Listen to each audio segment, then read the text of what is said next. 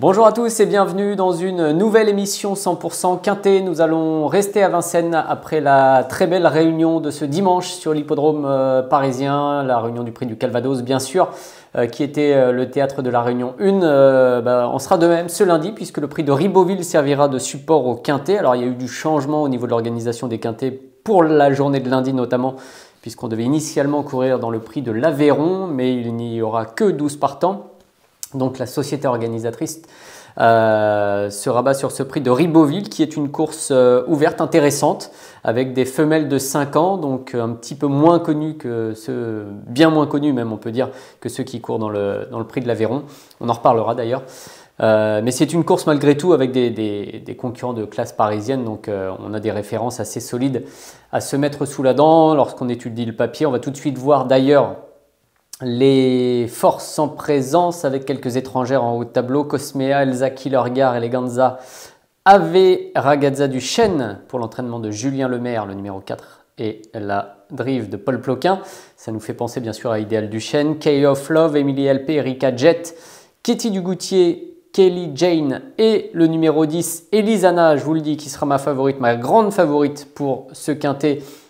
Sont présents dans ce premier tableau. Et ensuite, Cassia Capucha Mip, Kate Méloise, qui file des bois et qui va la Renardier complète la liste des partants. Donc 15 juments âgés de 5 ans qui vont s'affronter sur les 2700 mètres de la grande piste. Il n'y aura évidemment qu'un seul échelon de départ, donc ça devrait être assez limpide.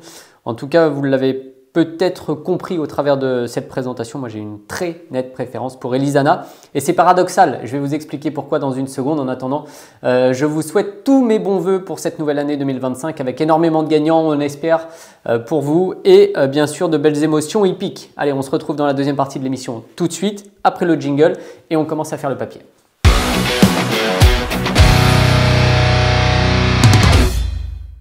Et oui, ça commence assez fort, alors avec un cas de figure un peu paradoxal, je le disais, celui d'Elisana. Pourquoi? Puisqu'en France, pour l'instant, cette jument entraînée par Jean-Michel Bazir n'a pas réussi à se classer une seule fois dans les 5 premiers. Ça, c'est très factuel, ce sont ses résultats. Après, il faut un peu regarder entre les lignes avec Elisana qui a montré beaucoup de potentiel dans un bien meilleur niveau en faisant la faute au moment initial dans un groupe remporté par la bonne cocotte d'ailleurs pour Mathieu Mottier. Sur la grande piste de Vincennes, elle avait eu un excellent comportement en retrait, cette Elisana. Donc ça, c'est très bien. Jean-Michel Bazir le dit régulièrement dans sa rubrique hebdomadaire lorsqu'elle se présente au départ. C'est une jument qui travaille bien et il le confiait très récemment, pas plus tard que mercredi, dans sa rubrique hebdomadaire également, qu'Elisana trouvait enfin une course fermée à sa disposition. Et donc juger sur ce qu'elle montrait, alors notamment le matin à l'entraînement et puis ce qu'elle a montré aussi en compétition, sans réussir à se classer, elle allait normalement bien pouvoir performer ce lundi. Moi je pense vraiment que c'est une très bonne favorite, je suis particulièrement confiant avec cette candidature que je n'ai pas hésité une seconde à mettre en tête de mon prono. Donc le 10 en tête, je lui oppose néanmoins quelques bonnes françaises avec qui va la Renardier notamment, le numéro 15. Qui est un peu tout pour elle dans cette épreuve. C'est l'entraînement fiable de Jacques-Étienne Thué, la drive d'Éric Raffin, ça on ne va pas rentrer dans le détail. L'engagement est bon au plafond des gains, déféré des 4 pieds. C'est une jument qui peut se distinguer sur un peu tous les parcours et puis on va la retrouver surtout en image.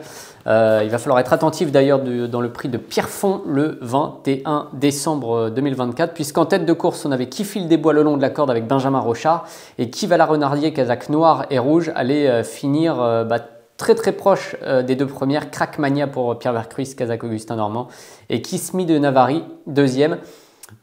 Qui va la Renardier donc était 3e, déjà associé à Éric Raffin, déféré des 4 pieds. On avait Couvola 4e et Qui file des bois donc 5e. Kate Méloise, qui était en vue dans cette épreuve, était disqualifiée à 6 contre 1.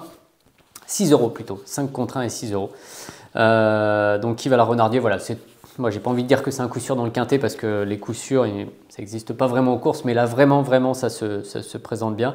Et donc pour Qui file des bois, un petit peu de la même manière, hein, ce sont des pouliches qui ont un niveau qui est assez proche, donc je les aime bien toutes les deux. En 2024, Qui File des Bois, elle a couru à 10 reprises pour 5 places et 50% de réussite. Donc c'est une jument sur laquelle également on peut compter. J'ai évoqué Kate Méloise dans cette course de ref également, disqualifiée à 5 contre 1, elle était très en vue. C'est une jument qui a des moyens et lors de son avant-dernière tentative, pas la dernière en date mais l'avant-dernière, elle montrait d'ailleurs de quoi elle était capable. Entre temps 13,6 sur les 2700 mètres de la grande piste, donc c'est exactement ce parcours que l'on va retrouver ce lundi. Elle se classait Kazakh de l'écurie B de Pierre Belloche, gros bleu, épaulette blanche, toque bleu. Troisième de Cash Lady avec Eric Raffin, de Kika Josselin qui réalisait un vrai truc ce jour-là, deuxième. Et donc elle était troisième, Kate Méloise, devant Kouvola et Kiss Me de Navarri. Donc on retrouve en fait des juments qui sont dans les courses de ref de chaque côté et qui peuvent nous servir un peu de valeur étalon. Qui va la Renardier des 4 était 8e dans cette épreuve, Kelly Jen disqualifiée. Voilà. On finit donc avec cette Kate Méloise qui fait un peu à l'image de Qui va la Renardier et de Qui File les Bois, partie des bonnes chances françaises au départ de cette course. Et puis donc ensuite, j'ai terminé mon prono avec le numéro 7, Erika Jet. Alors pour plusieurs raisons, puisqu'elle a couru à mon avis dans des lots supérieurs, elle aussi à un moment donné au cours de ces derniers mois. Elle n'a pas toujours des engagements faciles puisqu'elle a un profil de concurrente étrangère. Et là la course est fermée, c'est ce que dit Jean-Michel Bazir d'ailleurs au sujet d'Elizana. C'est une belle course pour les étrangères d'une manière générale. Et donc Erika Jet, elle me fait beaucoup penser à ce représentant de la Kazakh Barjon entraîné par Laurent Abrivard et drivé par Léo Abrivard qui s'est imposé, j'allais dire engagé, mais non, imposé dans un quintet très récemment. Erika Jet, ici, elle a le profil tout à fait pour entrer parmi les 5 premières de la course. Donc je m'en méfie beaucoup de cette jument pour les places bien entendu, des ferrés des 4 pieds également. J'aurais pu en citer d'autres parce qu'il y a pas mal de possibilités, vous l'avez compris. Dans cette épreuve, voilà un peu pour l'étude de ce quintet. Je vais vous proposer un récap chiffré dans un premier temps, dans la 3e et dernière partie de l'émission. Et puis on parlera de l'épreuve justement qui devait servir de support au quintet, le prix de l'Aveyron, puisqu'il y aura une très grande favorite au départ de cette course qui mérite bien entendu que l'on s'attarde quelques instants sur sa candidature.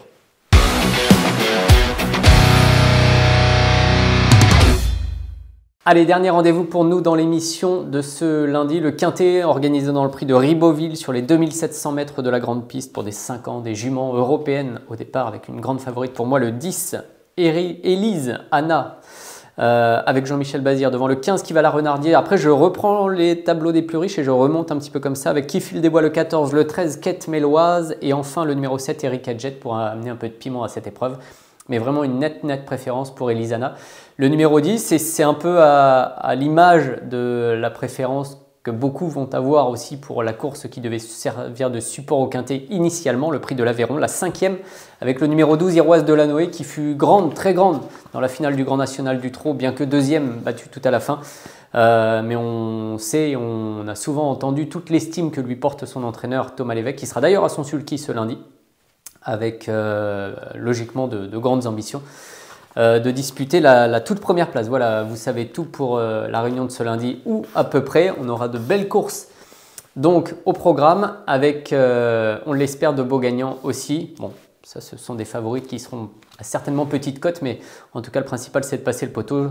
On vous souhaite également encore une nouvelle fois en 2025 tous nos bons voeux avec beaucoup de gagnants. Salut à tous, à bientôt.